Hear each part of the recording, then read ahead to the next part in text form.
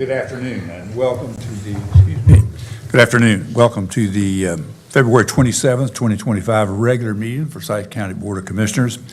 Actually, our pastor that was going to deliver our invocation is actually not here yet, but I'd like to, we'll actually begin with a moment of silence, and we will follow that by the Pledge of Allegiance led by Commissioner McDaniel. So please stand if you're able, and we'll observe a moment of silence.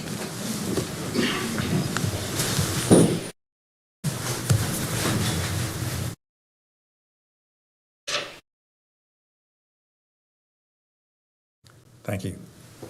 I pledge allegiance to the flag of the United States of America and to the republic for which it stands, one nation, under God, indivisible, with liberty and justice for all.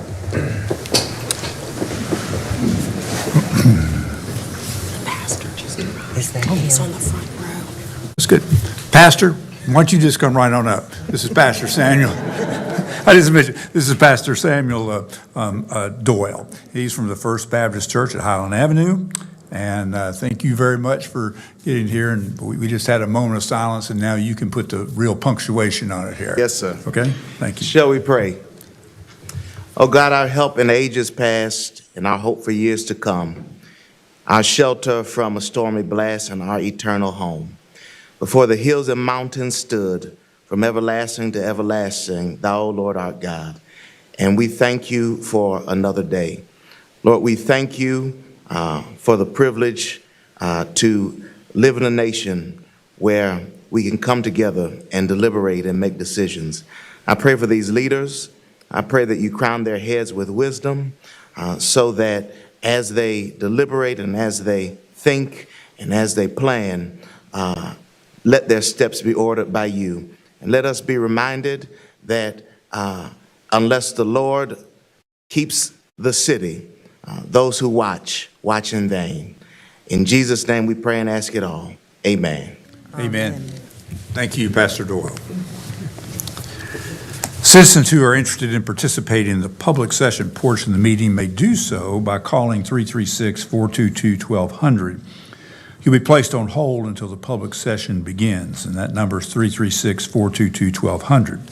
Any member of the audience who is interested in participating in the public session portion of the meeting, you just need to fill out a speaker card and return it to our clerk at the end here. In fact, you could do that now. The cards are out front. You can go get one and bring it in because we have a couple of public hearings that we will go through, and there'll be plenty of time for that.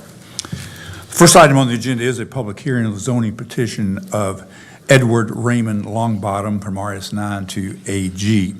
And Mr. Murphy, Mr. Chris Murphy, our Planning and Development Services Director, is going to give us a brief overview.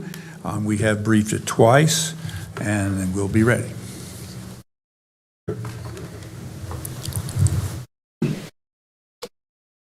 Thank you, Mr. Chairman. Good afternoon. This is a petition of Edward Raymond Longbottom to rezone approximately 35 acres located at the northern terminus of Quicksilver Drive and the western terminus of Tiger Eye Court from RS9 to AG, a downzoning. This is a subject property shown on the Legacy Growth Management Area Plan map. It is located within GMA 3, the Suburban Neighborhoods Growth Management Area, and it is fairly close to the Davidson County line. This is a subject property highlighted in yellow. Again, you notice it is at the northern terminus of a couple of existing streets. It's some area that was some remnant property that was a result of some development. You see the development on the eastern half of this project. You'll see whenever I flip over to the aerial that there's been some grading and some roads cut in for the next phase of this development. This property is primarily located within the floodplain. Subject property outlined in yellow on the countywide aerial imagery. Again, you can see the existing subdivision. You can also see where the new subdivision road is being cut in. And you see again, the remnant piece outlined in yellow, and again, a lot of that is located within floodplain. Subject property shown on the South Suburban Area Plan update from the late 2010s. It does recommend single-family residential 0 to 8 units per acre.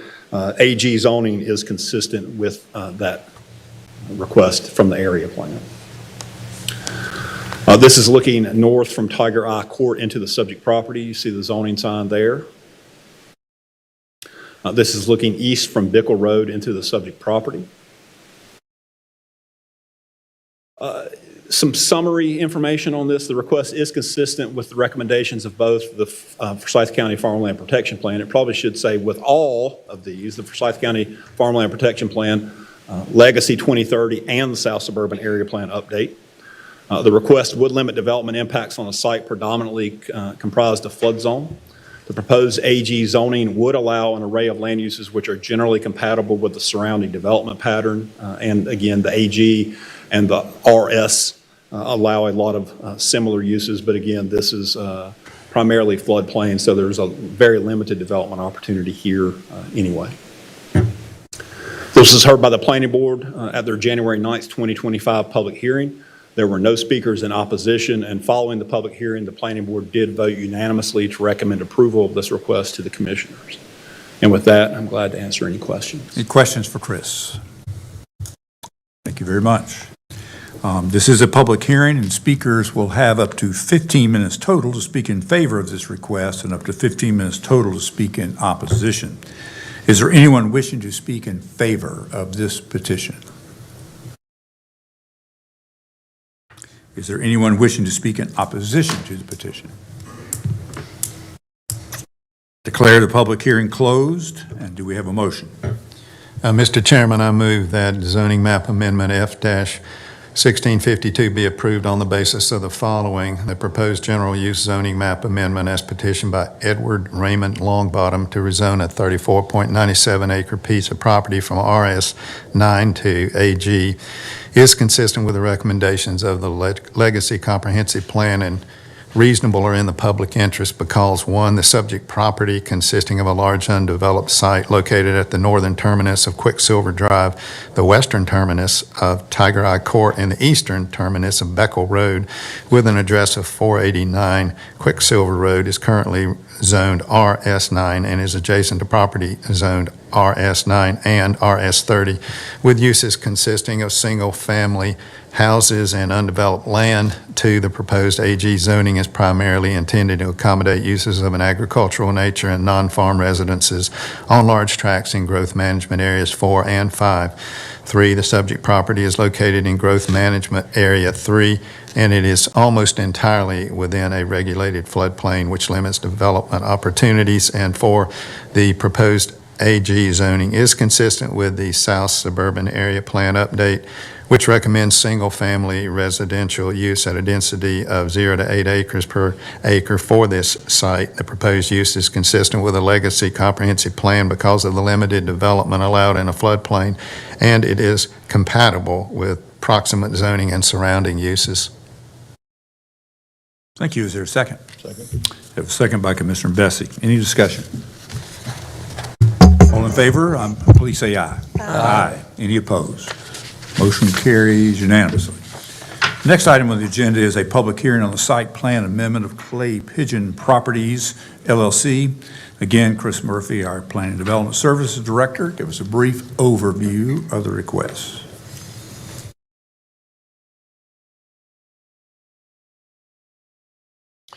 Good afternoon again. This is a request of Clay Pigeon Properties to rezone approximately 17 acres of property located at the southeast intersection of Stanleyville Drive and Montlou Drive. This is a request for a site plan amendment. This was previously approved by the Board of County Commissioners. It is proposed to go from 28 lots to 23 lots, but from a staff perspective, we feel like there was a substantial enough change in the design that we felt like that should be brought back to the Board of County Commissioners, so therefore we have brought it back through as a site plan amendment. This is a subject property shown on the Legacy Growth Management Area Plan map. It is located within GMA 5 rural areas, and it is located in the northern central portion of the county, again in GMA 5. This is the subject property highlighted in yellow. It is, again, on the south side of Stanleyville Drive across from Montlou. It is currently zoned RS20S, again, from a past approval by the Board of County Commissioners. Subject property shown on the Rural Hall Area Plan update. It is consistent with that recommendation. It is for single-family residential 0 to 8 units per acre, so it is consistent with the area plan.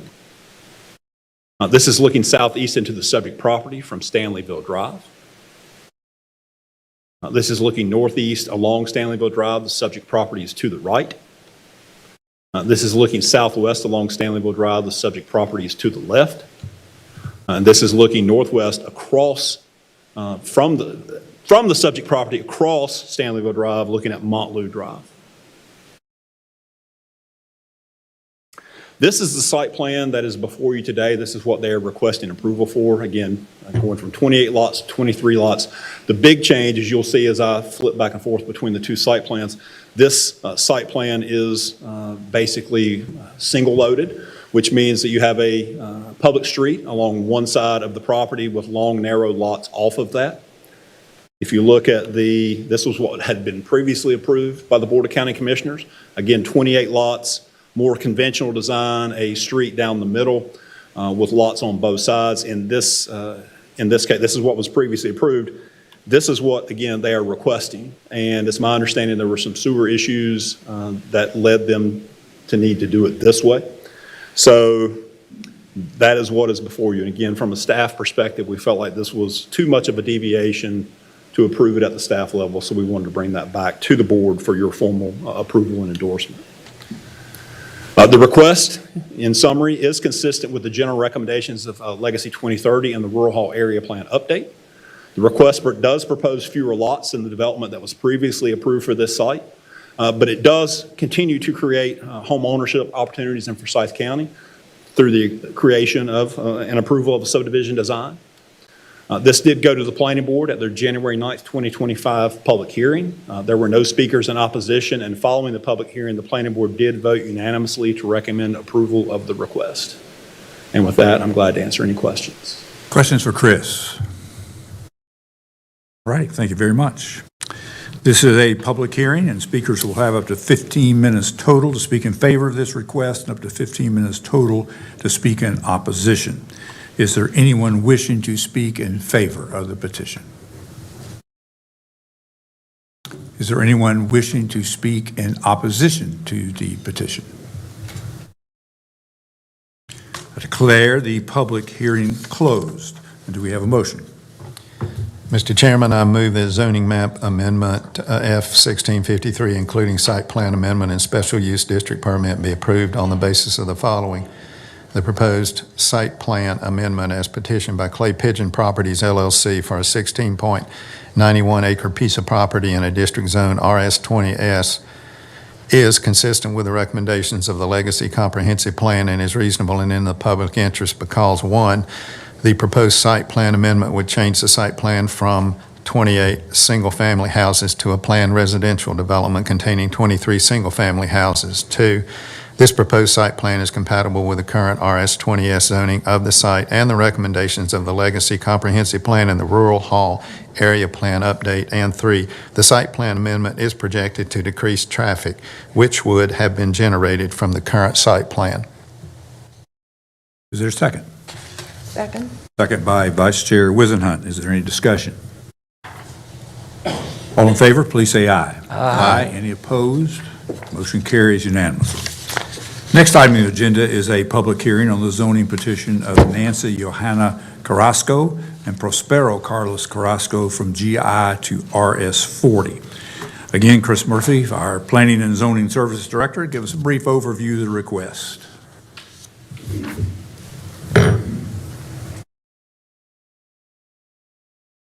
Again, good afternoon. This is a request to rezone approximately 3 acres of property located at the eastern terminus of Hammock Farm Road from general use GI to general use RS40, single family. This is the subject property shown on the Legacy Growth Management Area Plan map. It is located within GMA 3. This is the subject property highlighted in yellow. Again, you see that to the north and east is a significant area of GI zoning. If you look back down to the south-southwest, you see several single-family homes there. Each of those properties have been rezoned over the last 5 to 10 years from GI to RS40. Single-family residential uses are not allowed in the GI zoning district. Obviously, if they're legally non-conforming, you can continue to remain. If you want to do an expansion, there's some limitations and some things that come along with being a legally non-conforming use. So each of those past property owners has rezoned their property from GI to RS40, and that is consistent with the request that's before you today. Subject property highlighted in yellow, outlined in yellow on the countywide aerial imagery. Again, it's predominantly wooded, but there is an existing single-family home similar to the homes to the southwest that have previously been rezoned. This is a subject property shown on the Walkertown Area Plan Update Land Use Map. Again, it's zoned GI, but the recommendation in the land use plan was for this property to be residentially used, consistent with what it was. So the recommendation on the plan is for single-family residential, therefore this request is consistent with the area plan. Just a few site images. This is looking east from Hammock Farm Road at the subject property. That is the house in question. This is looking back southwest down Hammock Farm Road. You see there are several houses to the left-hand side of this image looking back down that driveway. Those are the homes that have previously been rezoned from GI to RS40. In summary, this request would provide greater flexibility in reusing an existing single-family home. This request would eliminate incompatible high-density industrial zoning within an established single-family neighborhood. The proposed request is consistent with the Walkertown Area Plan Update Land Use Recommendation and with Legacy 2030. Again, this was heard by the Planning Board at their January 9th, 2025 public hearing. There were no speakers in opposition, and following the public hearing, the Planning Board did vote unanimously to recommend approval of this request to the Commissioners. And with that, I'm glad to answer any questions. Any questions for Chris? Thank you. This is a public hearing, and speakers will have up to 15 minutes to speak in favor of this request and up to 15 minutes to speak in opposition to this request. Is there anyone wishing to speak in favor of the petition? Is there anyone wishing to speak in opposition to the petition? I declare the public hearing closed. Do we have a motion? I move that zoning map amendment F-1654 be approved on the basis of the following.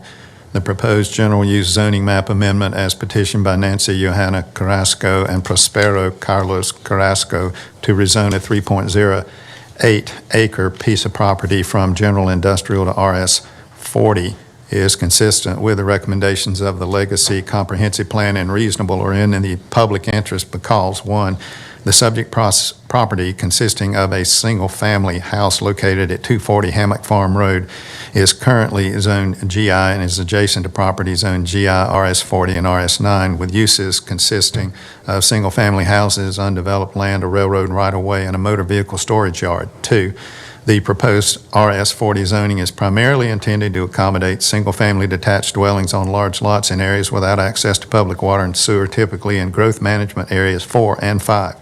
3, the subject property is located in growth management area 3, but it lacks public access to public water or sewer. And 4, the proposed AG zoning is consistent with the Walkertown Area Plan Update, which recommends single-family residential use at a density of 0 to 8 units per acre for this site. The proposed use is consistent with the Legacy Comprehensive Plan, and it is compatible with proximate zoning and surrounding uses. Is there a second? Second. We have a second by Commissioner Linville. Is there any discussion? All in favor, please say aye. Aye. Any opposed? Motion carries unanimously. The next item on the agenda is approval of the minutes for the February 13th, 2025 meeting. Do we have a motion? Move. We have a motion approved both by Vice Chair Wisenhunt and Commissioner McDaniel. Is there a second? Second. Second by Commissioner Bessie. Any discussion? All in favor, please say aye. Aye. Any opposed? Motion carries unanimously. Madam Clerk, do we have any calls or cards for the public session? Mr. Chairman, we have 3 cards for public session. All right. The first speaker is Matt Sin. Please come forward, state your name and address for the record.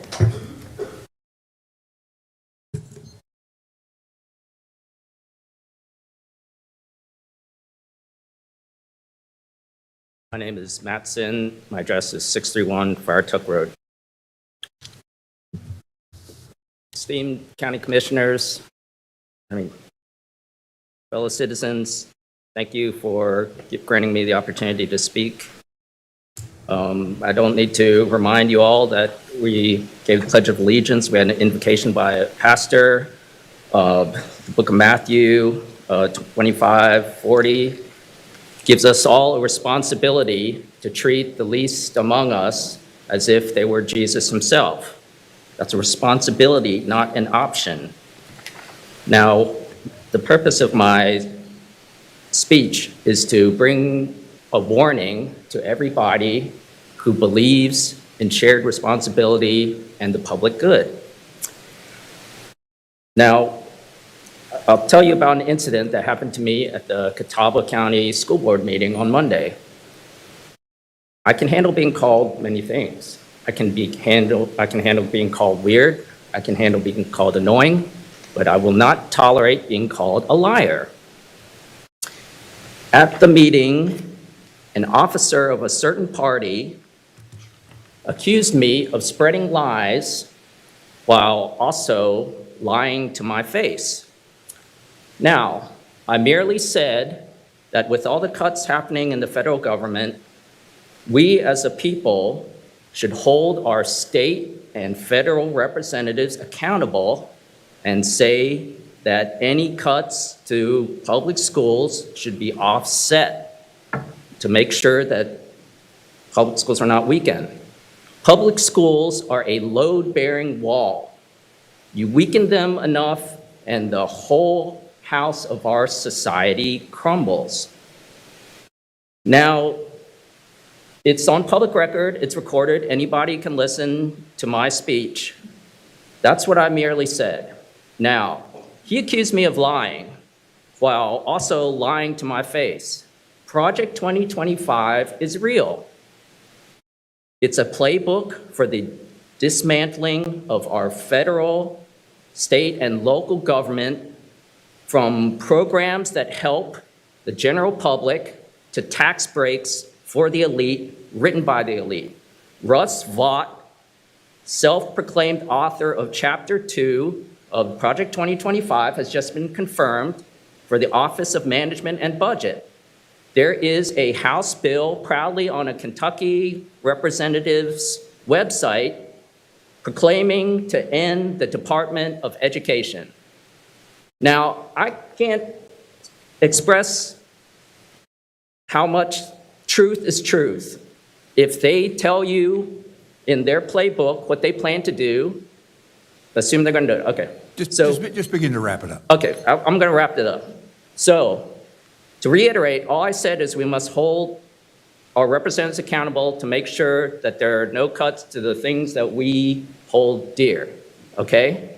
So you can't give us a cup of urine, call it lemonade, and expect us to drink it.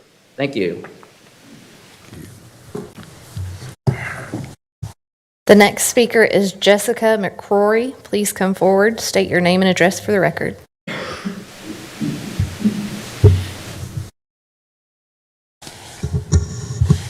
I'm Jessica McCrory, and my address is 732 Westover Avenue in Winston-Salem, 27104.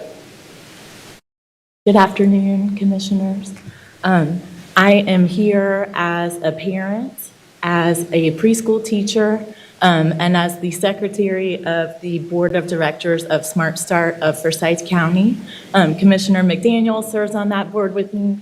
There's several staff members and another board member here from Smart Start of Forsyth County. And I just wanted to thank you for your ongoing support for the good work that Smart Start is doing in Forsyth County.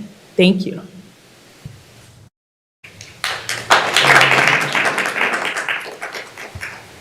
Our last speaker is Valerie Brockenbrough. Please come forward, state your name and address for the record.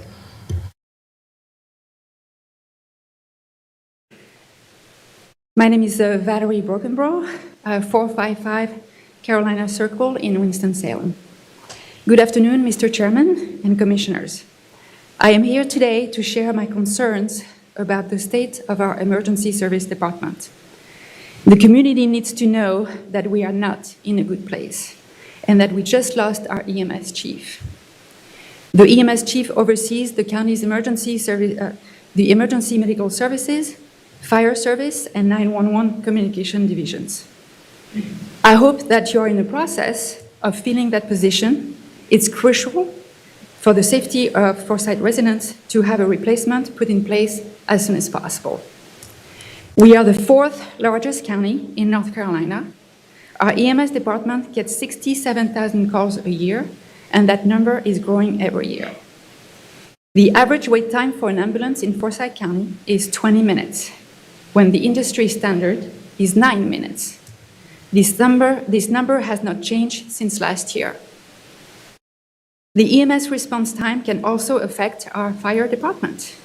For instance, when a fire truck is dispatched, they can be stuck at a scene until EMS arrives, which could be another 10 minutes or even longer, even though the fire truck might be needed somewhere else. This was an issue raised by the Winston-Salem Fire Department when I did a ride-along with them last fall. With the Winston Fire Department cutting staff, that 20-minute wait puts even more residents in danger. Today, you will be approving the purchase of an extra ambulance. The current fleet is 28 ambulances in Forsyth County. A county our size should at least have 40. Guilford County has 60. The lack of ambulances contributes to our inability to recruit more staff. Are you aware that the EMS staff is currently overworked, and some of them work 72 hours a week? Public safety is one of the core responsibilities of the county. I am asking the board to make fixing our EMS department one of your top priorities. It will require investment and maybe a raise in property taxes, or perhaps not spending millions on parks like Blues Lake. I am asking you to do whatever it takes to keep our community safe. Thank you.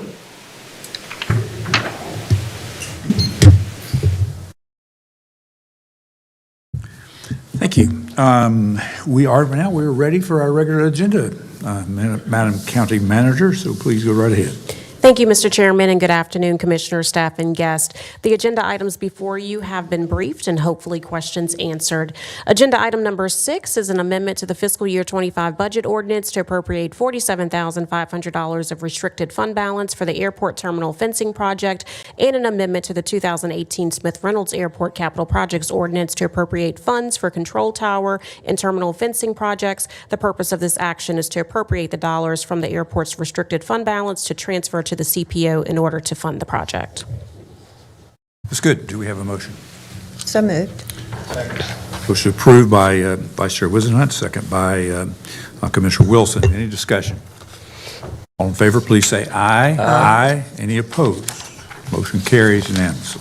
Agenda item number 7 is an amendment to the Justice Assistance Grant Project Ordinance to appropriate $8,000 in JAG 2023 grant interest earnings. This will be proportionately shared with the Winston-Salem Police Department per the interlocal agreement. Have a motion. Move to approve. Motion approved by Commissioner McDaniel. Do we have a second? Second. We have a second by Commissioner Bessie and Vice Chair Wizenhunt. Any discussion? All in favor, please say aye. Aye. Any opposed? Motion carries unanimously. Agenda item number 8 is an amendment to the fiscal year 25 budget ordinance to increase revenues and appropriations for the Forsyth County Department of Public Health from the National WIC Association in the amount of $8,000. Do we have a motion? Move to approve. Motion approved by Commissioner McDaniel. Second? Second. We have a second by Commissioner Linville. Any discussion? All in favor, please say aye. Aye. Any opposed? Motion carries unanimously.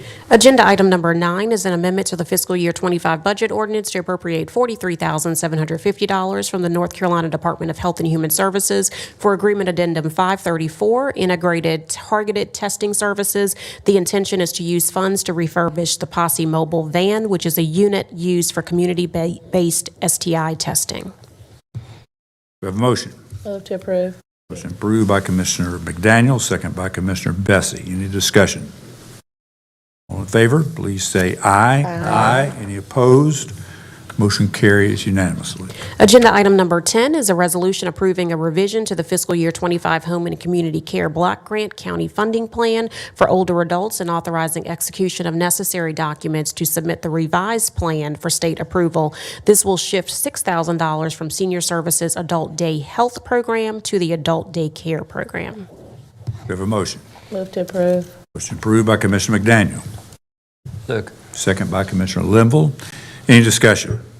All in favor, please say aye. Aye. Any opposed? Motion carries unanimously. Agenda item number 11, it has several parts. A is a resolution awarding and authorizing execution of a contract to Horace G. Ilderton LLC, doing business as Ilderton Dodge Chrysler Jeep Ram, for the purchase of 6 vehicles.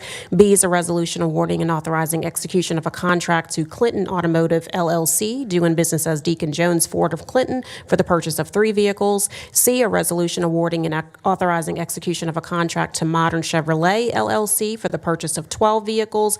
D, a resolution awarding and authorizing execution of a contract for the purchase of 3 Demers MX-170 Ford E450 ambulance units to Spartan Fire and Emergency Apparatus, Inc. E, resolution awarding and authorizing execution of a contract for purchase of 4 new cab and chassis units with remount of ambulance bodies to Emergency Transportation Associates LLC.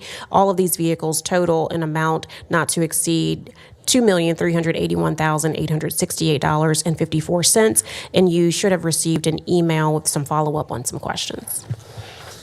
Do we have a motion? Move approval of A, B, C, D, and E.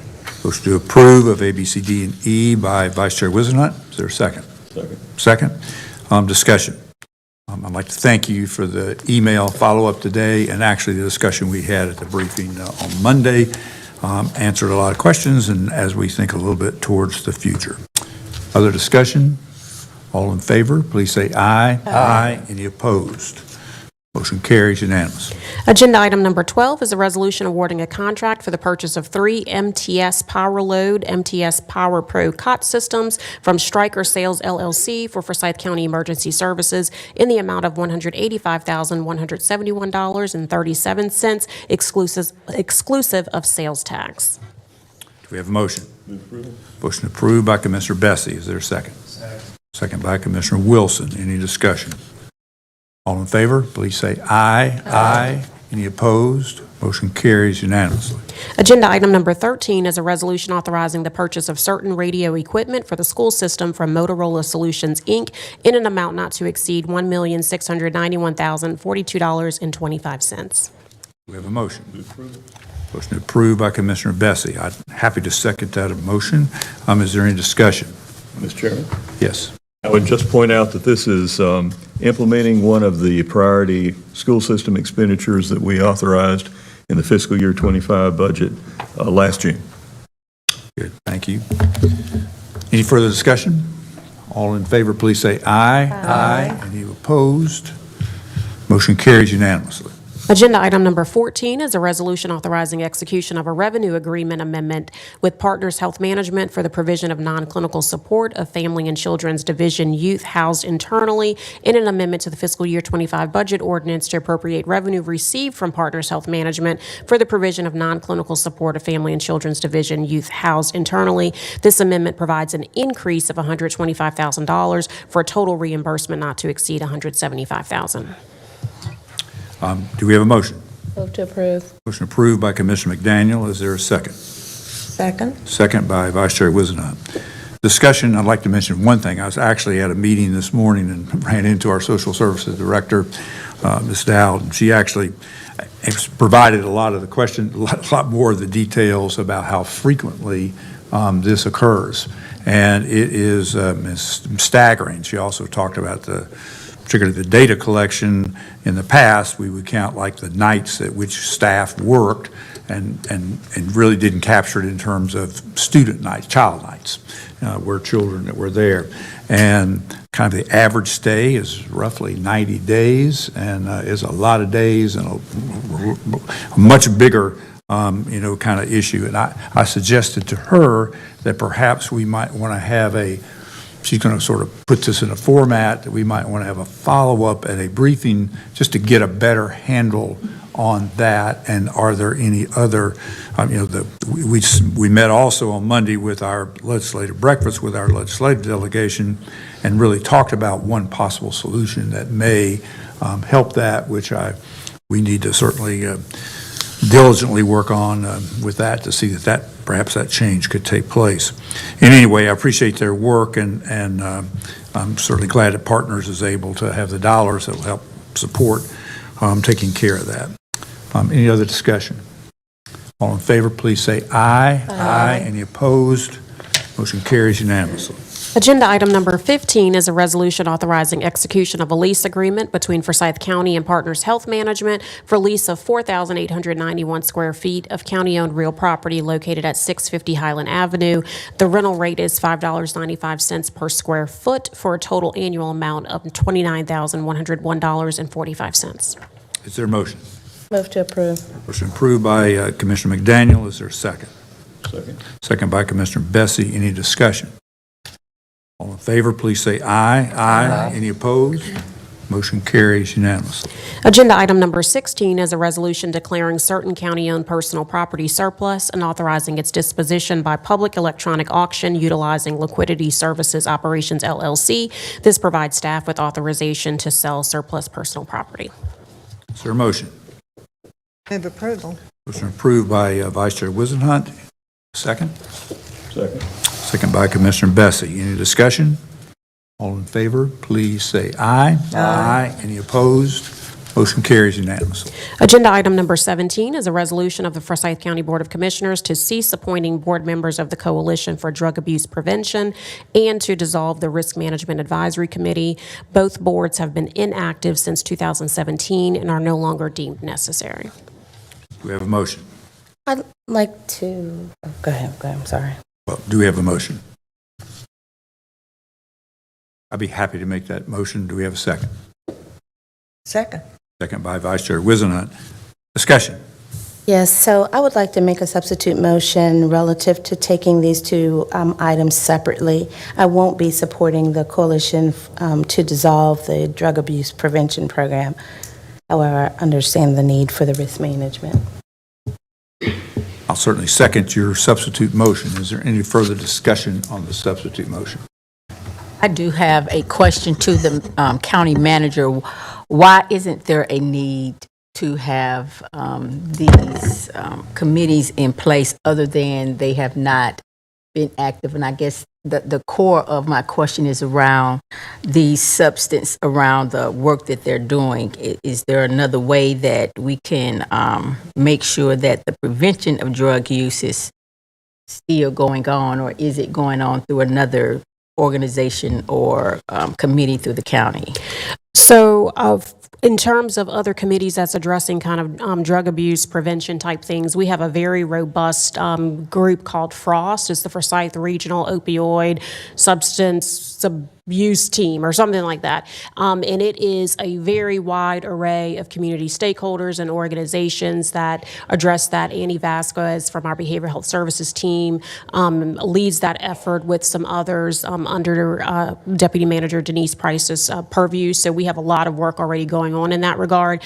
Ashley can, Clerk Matthews can probably give more context to how that started and kind of why it ended. I believe it was maybe the death of the founder. That is correct. Ava Troxler was the executive director for Coalition for Drug Abuse Prevention, and she passed away, and no one else took the lead to continue. So and then in terms of the Risk Management Advisory Committee, that is something that was started, I guess, a long time ago under the previous Chief Financial Officer. When our current risk manager reached out to a previous advisory board member to find out, like, what did you all do? Because we really had no idea. And what they said was it was just staff providing updates. They really did not advise on anything. And so on our end, we have an internal group that meets meets regularly with our insurance broker. On our team is our county attorney, myself, our deputy managers, our risk manager, and others, and we're getting a lot of the consultation and advice from our insurance broker. And so, you know, for us, we don't believe in having committees. If it's just to say we have a committee, we really want to make sure that there's work for them to be doing. And from that committee members' perception is that it was not like real tangible work that they were doing. So thank you so very much, County Manager, for that update. I was not aware of Frost. This kind of came pretty quickly, last week or this week, and I didn't have time to just kind of delve more into it, but that information is very helpful. And at this time, Chairman, I will withdraw my motion. All right, I'll draw Thank my you. second. We're back to our original motion, which is to approve item 17, parts A and B. Is there any further discussion of that motion? Mr. Chairman, I'd just like to add that since July, I've attended the Frost meetings monthly, and I'm very impressed with the work they're doing and the statistical information that they're gathering. It's quite helpful. And I think our Deputy County Manager and Annie Vasquez and other officials like that do an excellent job. Thank you. That was helpful. Knowing that we do have an opioid and a fentanyl crisis in Forsyth County, I definitely just wanted to make something was in place. So thank you. Sure. The question was raised by a participant in an open public meeting session that we held just Monday, and specifically had asked about the Risk Management Advisory Committee, and I did request clarification from staff and got from the Human Resources Director a detailed review of the discussions that were going on at the risk management meetings, and essentially they were consisting of reports from staff to members of the committee and not input from members of the committee to staff, and that was regarded as not a particularly productive use of county staff time. Any other discussion? All in favor, please say aye. Aye. Any opposed? Motion carries unanimously. Agenda item number 18 is a resolution setting the compensation for the Forsyth County Board of Equalization and Review. This sets the rate at $100 for each official meeting attended. Is there a motion? Approval. Motion approved by Vice Chair Wizenhut, Second. second by Commissioner McDaniel. Any discussion? All in favor, please say aye. Aye. Any opposed?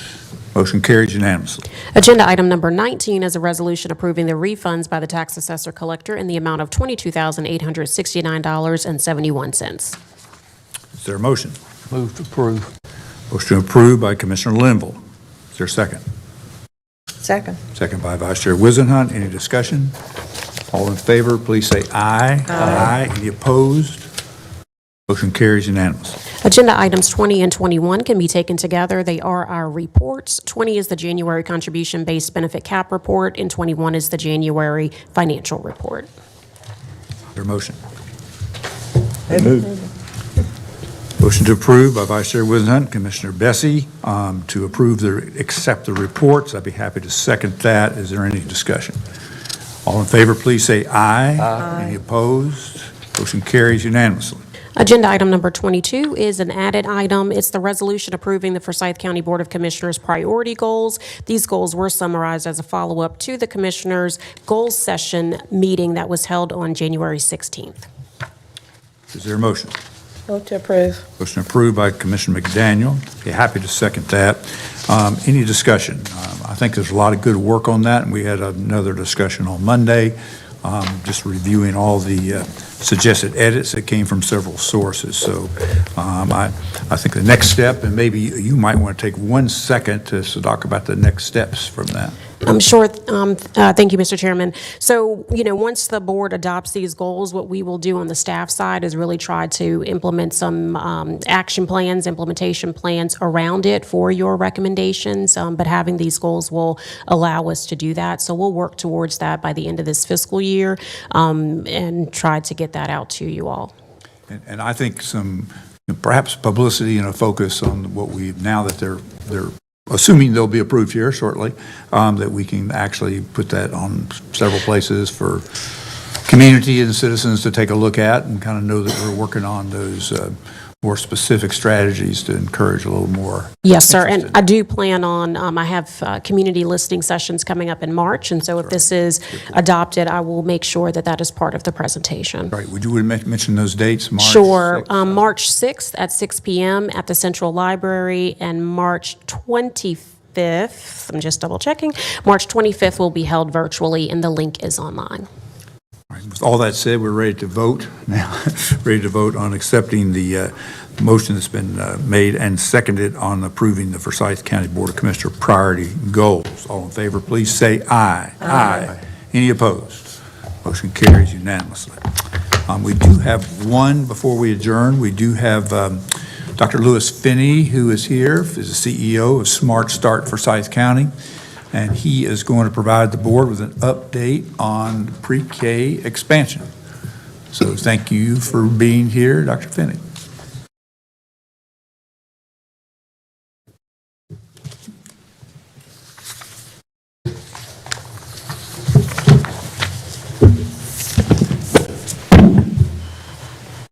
While waiting for the presentation, I want to first say good morning to the Board of County Commissioners and you as well, Chantel Robinson, but also thank you all for your continued support. Some of the work that we've done, as I mentioned in the past, is actual transformational work, not just for this county, but for this state. That from my perspective really puts us at a #1 seat when it comes to early care and education and really making sure that it's everybody's business, not just the school district and Smart Start, but getting the county and the city involved. So I want to thank you all for that.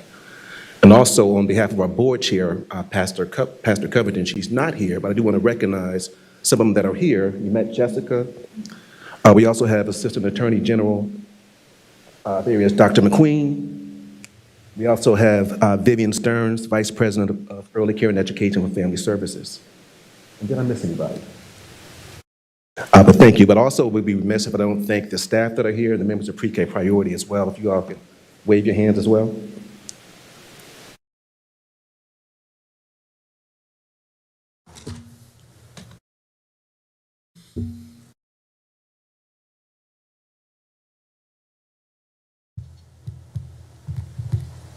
Okay, thank you.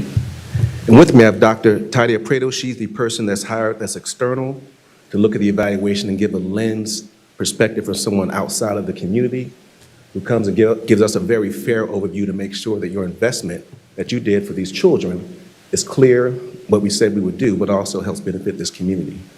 But we're going to begin by just giving you some history about Pre-K Priority, then I'm going to have Leslie begin giving that part. Okay.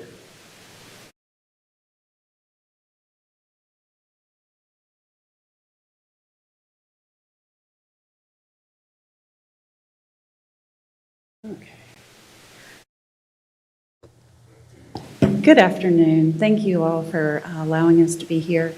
I am just on behalf of the Pre-K Priority here, Leslie Mullinex, to thank you all for the opportunity to partner with you. As you know, we're a coalition of many stakeholders, and we have a great collection of folks that had stepped up to help in this venture, taken on by our fiduciary and partner, Smart Start Forsyth County, and we're thrilled with the results that they're going to be able to talk to you about today.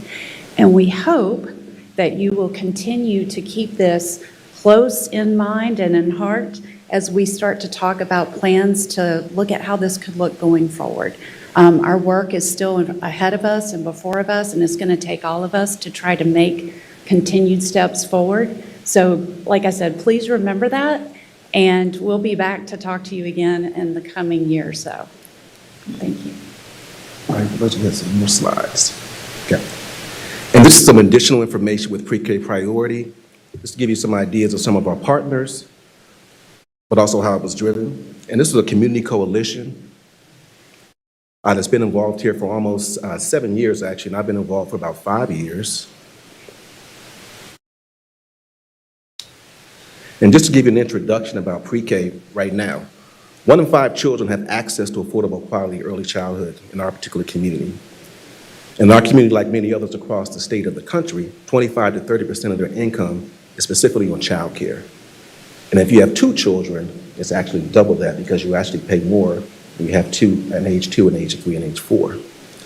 Without this intervention, Forsyth County risk, as some of you all may know, workforce instability, a limited talent pipeline to development, and long-term economic losses, because it does not just impact the children, but also the parents who are involved, who need to go to work because of childcare.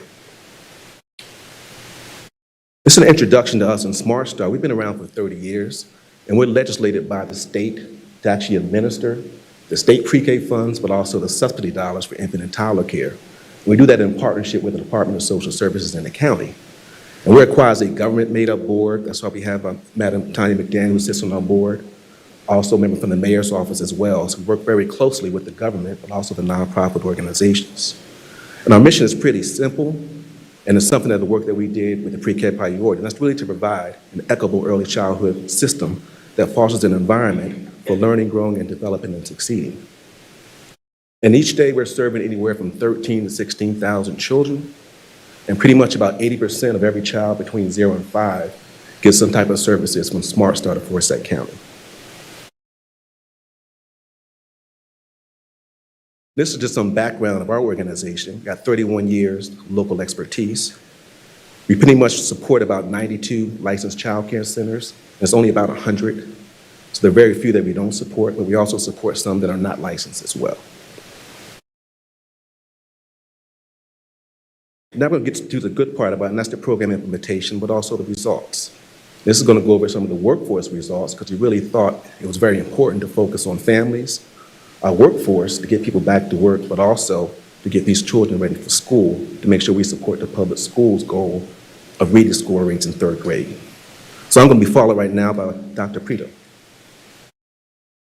Good afternoon. I'm Dr. Tasha Prieto, President of Prismatic Services.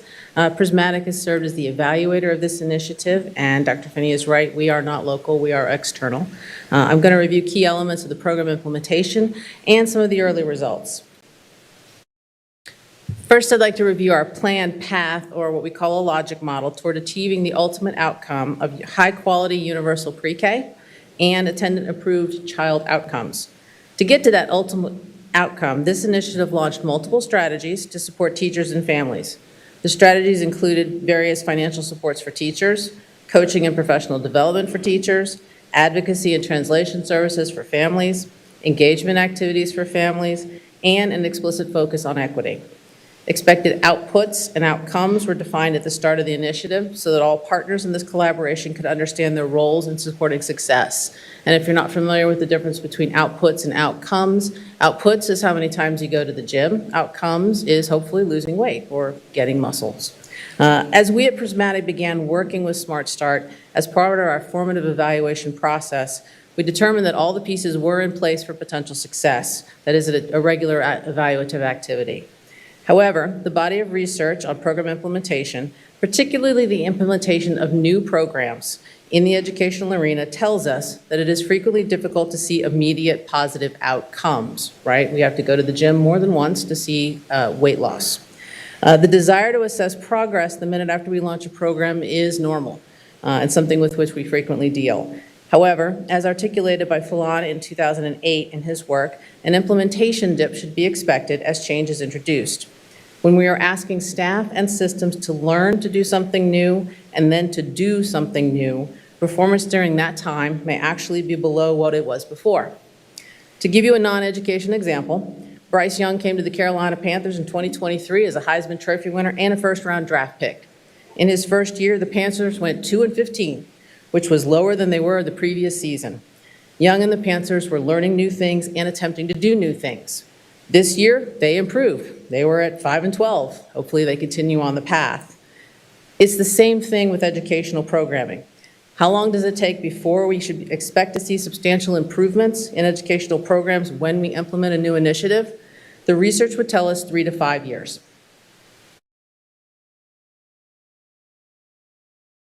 And there are also frequently challenges in implementing new initiatives. This Smart Start initiative has had challenges. In the first year, the 23-24 school year, program staff struggled with implementing new ways of work. There were delays in collecting various types of data. beginning with getting parents to consent to the use of their students' data in the analyses. Trainings had to be provided on how to administer and use new assessment tools, such as the Brigance. Then time had to be found to assess each student. Getting programmatic feedback from parents who were not used to being asked about such things was a challenge, but also typical. Moving from the 23-24 school year into this school year, Prismatic and Smart Start took a look at how to address year one challenges. A number of changes were rolled out over the summer and between the programming years, including providing more opportunities for teacher professional development and developing improved data collection methods. So even though it's a bit early to assess whether we have achieved our ultimate outcomes of high-quality universal pre-K and improved child outcomes, we can talk about whether we are making progress toward that goal. Here's a look at where we are in one area. Our teacher retention in 23-24 was not as good on a percentage basis as those of non-ARPA classrooms in Forsyth County, but it wasn't far off. We had 4 teachers leave centers that are part of the initiative, which was the same number as left non-ARPA classrooms, and recognize that in the ARPA classrooms, we're dealing with a much smaller number overall. Midway through year 2, 24-25, our teacher retention rate was 100%. That was as of December of 2024. So it looks like we are on the path to improve teacher retention. Another promising sign in this area came from multiple data points in our teacher survey. The teachers in the initiative value the support Smart Start is providing. One important data point from that survey is shown here. At the end of last year, 85% of our teachers felt that they had the tools to prepare all of their students for kindergarten. Here are the myriad other outputs we expect to see from this initiative, ranging from salary equity to coaching to family engagement to equity focus. The third column provides the outputs as of the end of the 23-24 school year. The last column provides this school year, as of December 2024. In year 1, and thus far in year 2, 100% of the teachers eligible for salary, retention, and tuition supports received them. In both periods, a great deal of coaching was provided. The same was true of professional development, and you can see that PD, professional development, midway through year 2, is on track to well outpace the final results from year 1. The outputs for family engagement and supports were robust in year 1 and on track to be the same as in year 2. Those outputs on the previous slide led us to these outcomes. I've already mentioned where we are as far as teacher retention. Here are the rest. In terms of high-quality classrooms, in year 1, 40% of our classrooms averaged high scores on the class, and all generally did well on the Eckers assessments. These are classroom-level assessments of quality. Where things were not already awesome, Smart Start and the coaches got to work helping those classrooms to improve. We won't see the results of those efforts until the end of year 2, but we do expect to see improvements. Both our measurement of family engagement and the amount of family engagement has improved from year 1 to year 2. Important groundwork around equity was laid in year 1. Building on that groundwork has continued into year 2, but we won't have specifics to report on until the end of year 2. And finally, child outcomes. In year 1, we served 353 students. Classroom attendance was high. At the end of year 1, 39% of students were at or above average in literacy skills. 65% were at or above in math skills. As detailed in our written mid-year report, a number of the details underneath those literacy and math numbers were outpaced or were better than the outcomes in non-ARPA Forsyth County classrooms.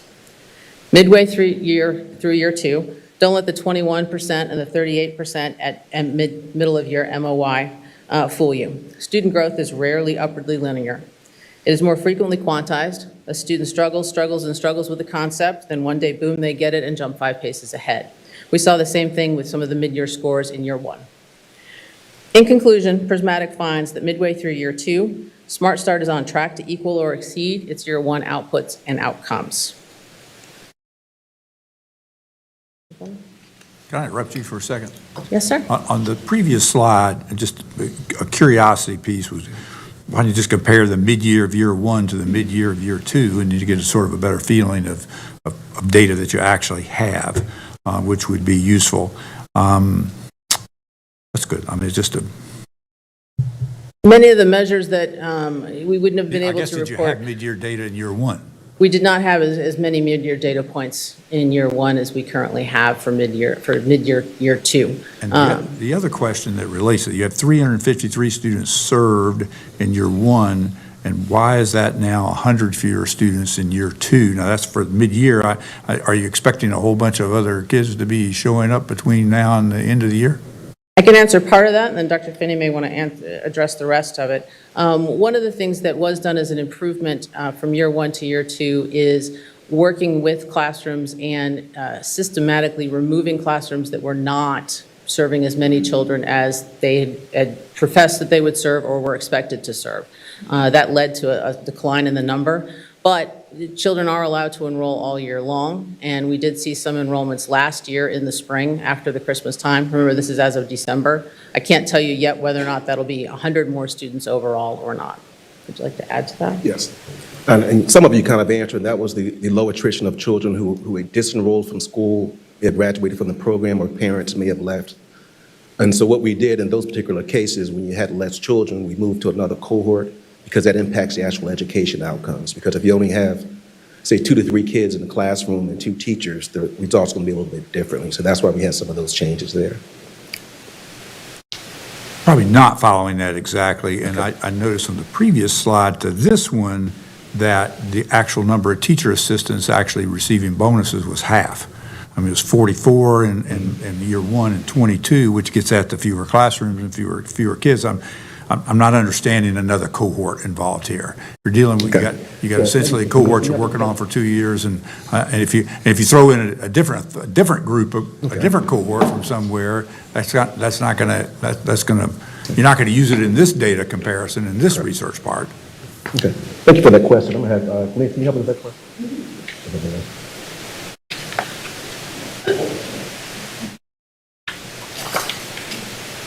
Good afternoon. I'm Vanessa Sawyer-Wilson, the manager. I'm the education manager for the PKI.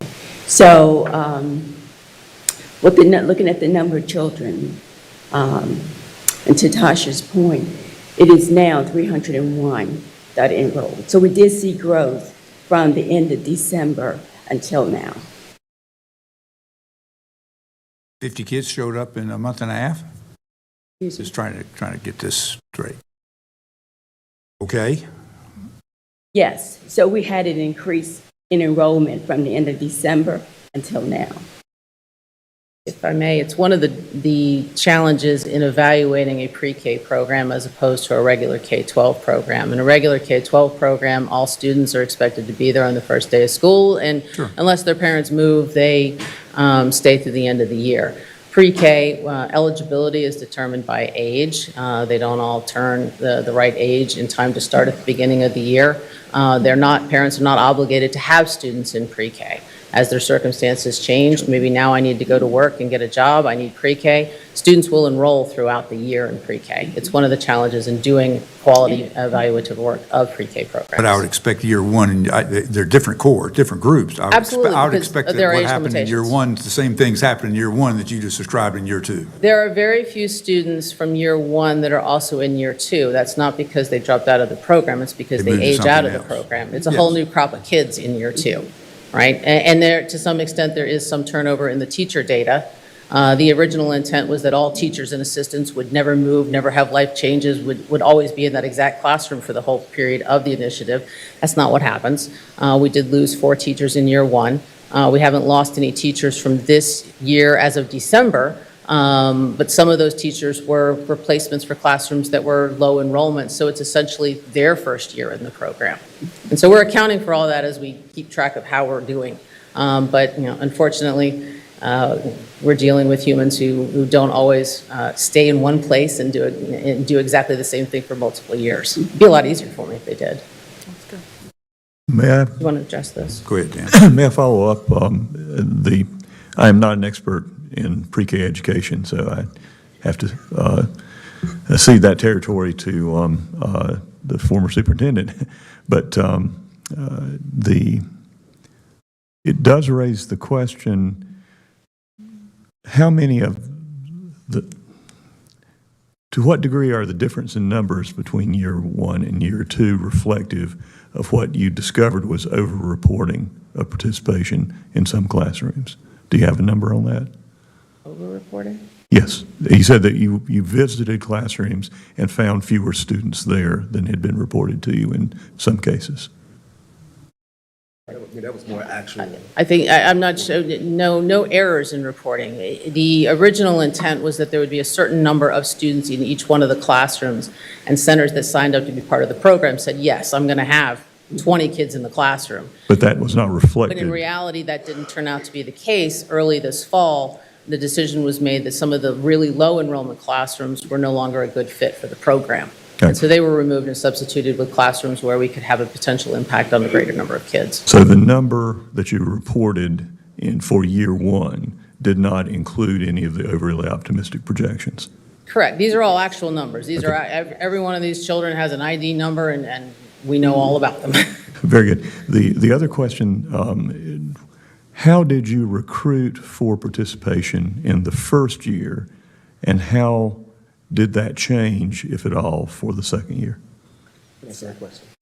The first year, CCRC and some other committee members from Pre-K Priority actually solicited information out to the community countywide, and that was primarily for the private childcare. And those who volunteered, it was really their choice based off of people who are in the NC Pre-K system, which is a 3, 4, and 5-star. As related to the public schools, I work with the superintendent, and they selected their particular locations. And as it relates to family services, they selected their particular locations. Had you exhausted the number of contacts in that category that you could potentially reach? Not necessarily, particularly with the school district and family services, they have a little bit more control of their centers. But in private childcare, it really changes, particularly with the kids, if the parents could pay the fees, so that becomes a little bit more difficult. So we didn't really have to do a whole lot of advertising because so we had some stability, and then sometimes we had to replace them. And sometimes we replaced them with a Head Start center, we might have replaced them with a school or a child care provider, so it kind of varied based off of the people who were in the program and those who wanted to volunteer. It kind of goes to the question of that Chairman Martin had raised regarding why not a new cohort of similar size? Why was there the new cohort coming in for year two of apparently lower numbers initially? I think what we're seeing, first of all, is a difference between numbers reported at the end of the year versus, as Commissioner Martin, mid-year of year one, that student number, I don't have it off the top of my head, but I know it wasn't 353. It was different than the resulting number, so there is a difference there. I think that the intention, year two, started with the same number of classrooms. And so it is a function of, this classroom says that they're going to have X numbers of students. Does that play out, and does that come to fruition? And that is where some of the changes were made October, I think, of this year, to replace some classrooms that were not living up to their student count for us. Okay, so in other words, we won't have a good comparison year to year until year two is completed. Well, in terms of the student outcomes, no, because and that is actually not a function of what we're discussing. That's a function of, we should have an end of the year, we should have a middle of the year, we should have it in a beginning of the year data point for students to compare. And then we look at each cohort of students on their own. The teacher cohorts are a little bit different because there's a lot of overlap. Some teachers are both years, some teachers are 1 year versus the other year. But what we are looking at, hopefully, to see improvement in is, and this would be the fine-grained piece of the analysis, the teachers that were here for 2 years that got the benefits of everything we had to offer, what do we see in terms of improvements in their year one students and their year two students? Do we see, greater gains in the year two students versus the year one students? And then how does that compare to some of the teachers and classes that came in later in the process? But I won't have the end of the year data points for the students until the end of the year. Okay, thank you. Yeah, I'll leave it alone. We're good for right now. Go ahead. Okay. Next briefly, we're going to discuss the economic impact and investment. North Carolina lost anywhere between $3.2 billion and $7.1 billion in GDP, according to North Carolina State of Commerce. Forsyth County faces proportional economic losses without the investment in pre-K. That's why I really appreciate the work that you've done. But also, as we mentioned, there's some long-term investments as well in the investment that we've had. And for every dollar that you all invested in quality pre-K, that return is up to $7 to $10 in long-term economic benefits. I just want to talk briefly about the workforce impact as well, because we also did a lot of good data, anecdotal data and surveys, working with some of the parents, but also the teachers. And it's just some example, you saw some of that earlier, with our previous presenter about the workforce impact, but also the community impact as well. The next, I want to talk about our partnership and expansion strategy as it relates to what we can do as a community, particularly as it relates to pre-K, but really, in our case with Smart Start, we work with all kids and all ages as well. Some of the things that we're doing right now, particularly, is trying to look at expanding quality rated centers to meet the 70% goal. Some of y'all may not know, but there's a state goal that every county has to, by 70%, has to have NC pre-K slots. And what that is income that we contribute to each provider. Right now, Forsyth County is at 27%, and 30% of all counties are actually at that level right now at 70%. And what we found through some of our research with the state and other communities is that those counties who are actually currently at 30% is because they're working with the local government, with city and county government to get up to that 70%. And what that means, for example, in our particular community with NC Pre-K is a program that we manage. It's about a $5 million program. If you go to Greensboro, for example, they have 2,000 slots. Forsyth County, we have 730 slots. So it's a major disproportionate amount of slots there, and they're already at their 70% just when you come over here. So what that does is impacts the quality, because when people come into a community, and particularly in our county, they look at the quality rating system. Right now, we're at 27% in that quality rating system. So one of the things that we're doing and pivoting in some of our work is working with programs and churches as well and try to lift them up to 3 and 4 and 5. Because as we raise the quality, and we have done that the past couple of years, it'll allow us to demonstrate to the state that we should get additional dollars each year. And each year what we pay for example, with the public schools, I think we pay close to about $400 a month per child. Private child care centers, about $600 a month. And then we pay family services as well, about $440 or $360. Am I close to that?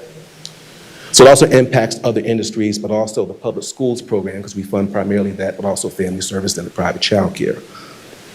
But also what we're trying to do is secure long-term public and private investments. We understand that it's not technically the county or the city's job.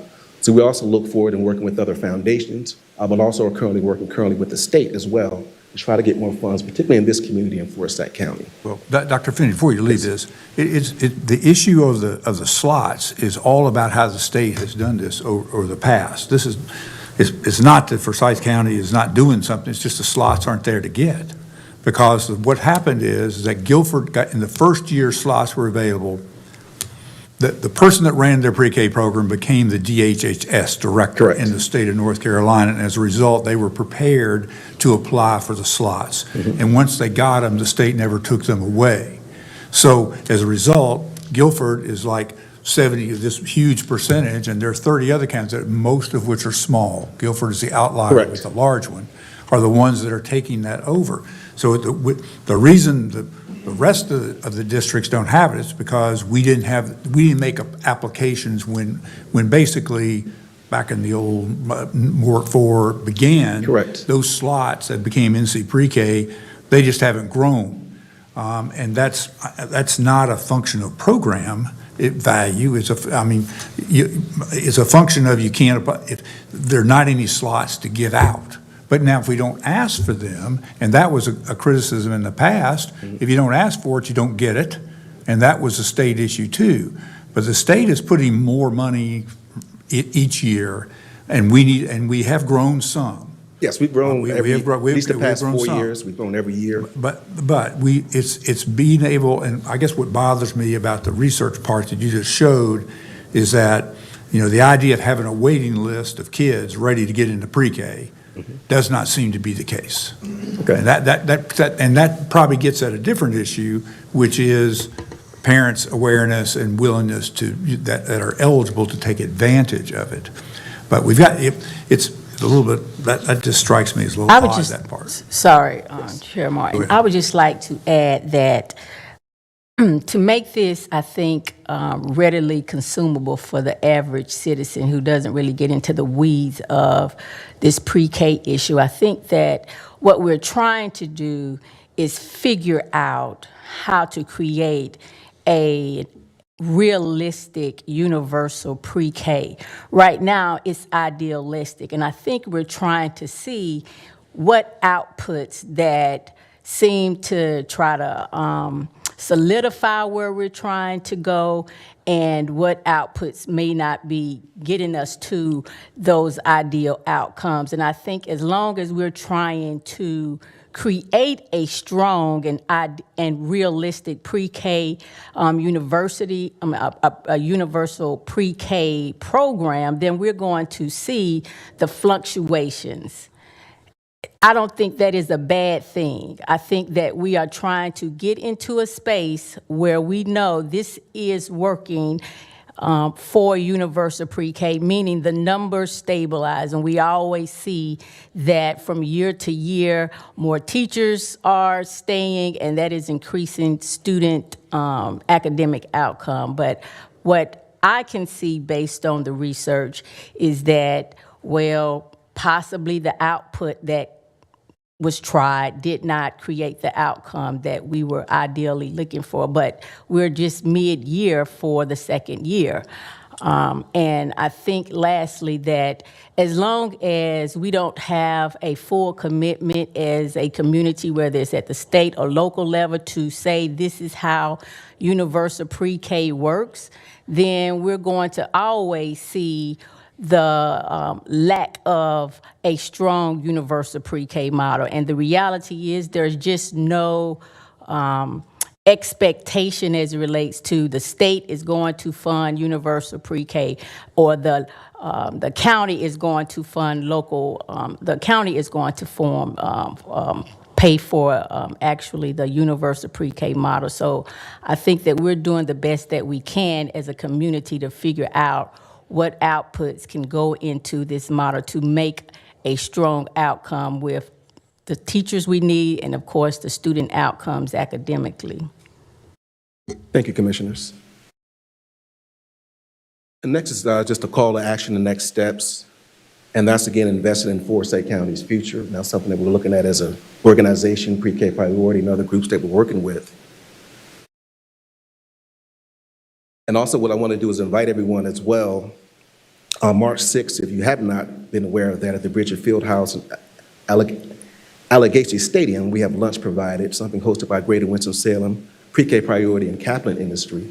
It's really going to talk about the business impact of pre-K, particularly in our particular community. It's something that's open to the public, parents, elected officials, anyone who has an interest in that. I just want to end with that point. I know some of y'all may be going there, but also thank you all for your time, and also share that point about the fact that it's mid-year, we still have some time to go at the end of the year. But also, as it relates to the Guilford County, they're actually the largest in the state. And you're correct about the fact that it was the leadership there about 10 years ago who helped grow that, because as you're aware, Wake is almost twice the size, and they're still at only about 1,100. A lot of that also comes is about NC Pre-K is also about quality. Once you become an NC Pre-K site with us, we're allowed to administer subsidy dollars. We're also allowed to administer state pre-K dollars, but we're also able to give you tools, grants, and scholarships. That's the major advantage of being part of the quality system rating program that we have in our particular state. And the way they measure that as well is that once we get people up and able to demonstrate that we have, say, 5 more people that are ready and eligible for that, that's when we can petition the state to actually do that. So right now what we do is look for funds, either through foundations or state groups that help us work with some of these providers who need the help. But that concludes my report, subject to any of you all's questions. And Other thank questions for Yes. Dr. Fanning? Great report. Thank you. What was that? Great report. Good. For me. Thanks for the Okay. information. Thank you all, and again, thank you all for your continued support for all the children and families in Forsyth County. Thank you. All righty. Well, I think we have no further business, and we will stand adjourned.